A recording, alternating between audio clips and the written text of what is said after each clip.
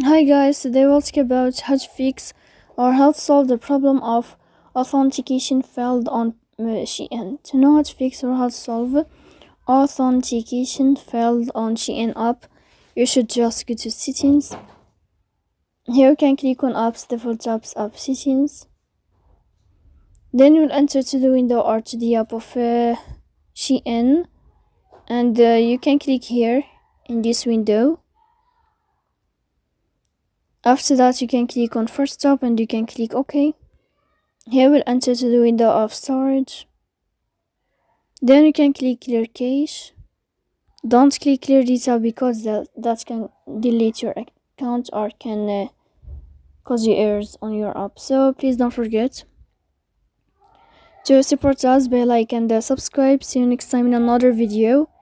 And thank you for your attention and your watching.